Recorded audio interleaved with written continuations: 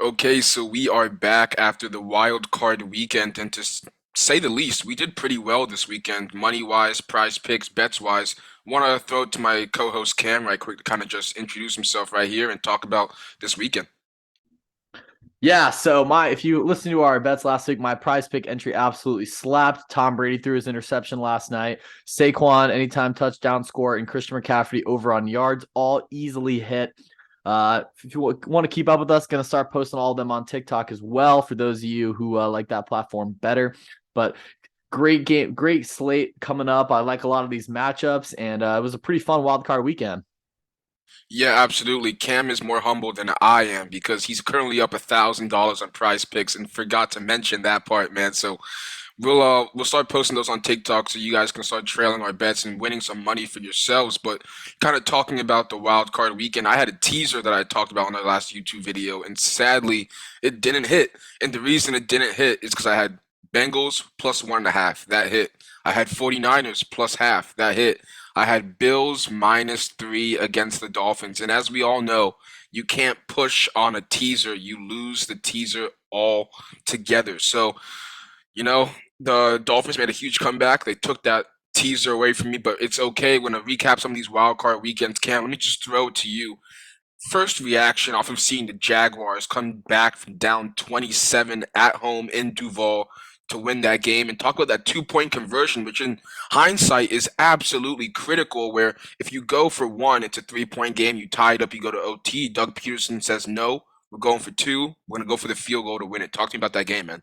Yeah, Doug Peterson needs a wheelbarrow to carry his nuts around. I mean, that's some ballsy calls, especially in a playoff game. But when you're down 27-0, your quarterback throws four interceptions in the first half, it's going to take ballsy calls for you to win that game. I think a lot of people, including myself, thought it when it was 27-0 that it was over. The Chargers were going to roll, maybe go up 35-7, probably final score. But Trevor Lawrence is that dude. I mean, I think he's going to put up a better fight than most people think next week against Patrick Mahomes. It's an exciting matchup and one of the ones I'm looking most forward to. Yeah, Trevor Lawrence has not lost on a Saturday ever, I've heard on that statistic. That's crazy. Also means that FSU took a couple losses to Clemson when he was on at Clemson on Saturdays. But going off of that, we're seeing that Doug Peterson seems to be the right coach for him.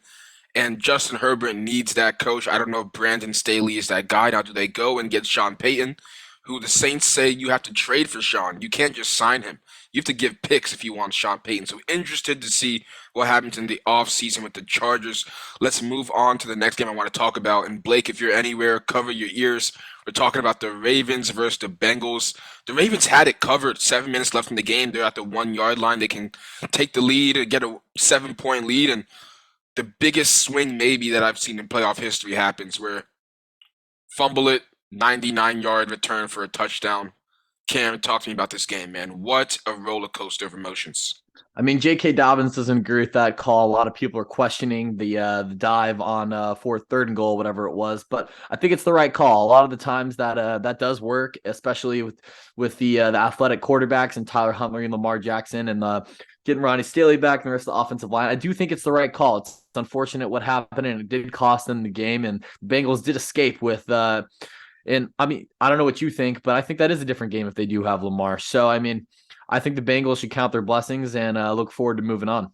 Now, we just talked about the Chargers offseason. The Ravens also have an offseason of a lot of things to sort out, a lot of things to get together. Now, I was talking to a big Ravens fan, a close friend of mine, and he says we need to let John Harbaugh era go, let Greg Roman go, because clearly that time is over. And I'm on the exact opposite side of the spectrum. If Huntley gets in the end zone, who knows? The Ravens could be facing or going into the divisional round next week. I don't think one play should dictate how someone's career and job should go, man. But Bengals, they're moving on. They seem to be taking on the Bills this weekend.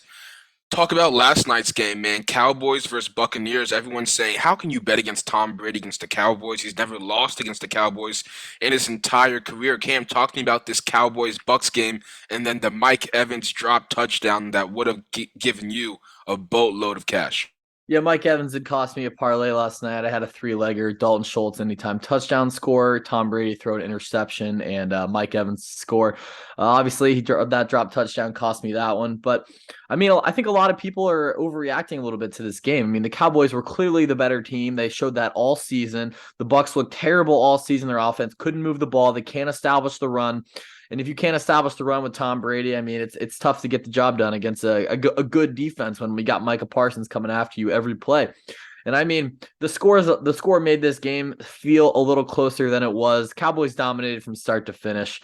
I don't think we'll see Tom Brady in the red and black next season. I expect him to see him play somewhere else, whether if that's Miami or the Raiders, perhaps. But I don't think we've seen the last of Tom Brady. Yeah, I don't think we've seen the last of Tom Brady either, man. That guy is a robot with how long he can go on for. But talking about that game a little bit, man, the Cowboys, like you said, they're the better team. And leading up to the game, we're seeing all these people give us stats on the Cowboys playing on grass versus playing on turf. And they were significantly better playing on turf than they were on grass, to the point where the public was actually riding the Bucks a little bit because they were saying, you know what, Cowboys, they can't pull up, they can't really pull through in these circumstances. And lo and behold, the Cowboys did pull through. So let's get to the last game before we sign off out of here, man. Talk to me about the Giants versus Vikings. This was the one game where the public actually seemed to take some of Vegas's money. The whole week leading up to it, everyone says Vikings are frauds, Vikings are fraudulent. The Giants actually have a decent team. They have a great head coach in Brian Daboll, and Daniel Jones has been playing a lot better in the last 6 weeks leading up to this game. Cam, talk to me about Giants Vikings and how the Giants went in to Minnesota and stole that game. Yeah, I think Daniel Jones just secured himself an extension with that playoff win. I mean, the public definitely ate on this one. Everybody saw the upset coming. All the money was on, or all the most of the money, not all of the money, was on New York to win this game outright, and they did. I mean, going into Minnesota, Kirk Cousins throwing a check down on 4th and 8. I mean, that's questionable to begin with. How long before we see Justin Jefferson wanting out of Minnesota? I mean, Stephon Diggs wanted the same thing, and he got out, going to a better situation. I mean, we've seen this year after year. You know what you're going to get with Kirk Cousins. He's not going to be that guy. I don't see Justin Jefferson sticking around in Minnesota for too long. The one thing about the Justin Jefferson situation is that the franchise tag can create a lot of problems for football players. And if he wants to get out after his contract, franchise tag. If he wants to do it again, franchise tag. So it's going to take a long time and a lot of effort from his side to want to do that. A little premature, but I think that, yeah, you're right. I mean, if I'm Justin Jefferson and I'm seeing Keenan Allen with Justin Herbert and I'm seeing Travis Kelsey with Mahomes and you're seeing all these great wide receivers paired with a great quarterback, you also want to get that kind of that elite quarterback talent in the backfield. Going off of that, man, we're seeing the Giants facing the Eagles this week. We are also going to see a lot of great matchups with the AFC. The Jaguars are going to face the Chiefs, and the Bills will be taking on the Bengals. We'll be telling you our picks on Thursday or Friday. Post those on TikTok and on YouTube so that you guys can follow and make some money along with us. But with that being said, we are good. We'll see y'all later. Peace.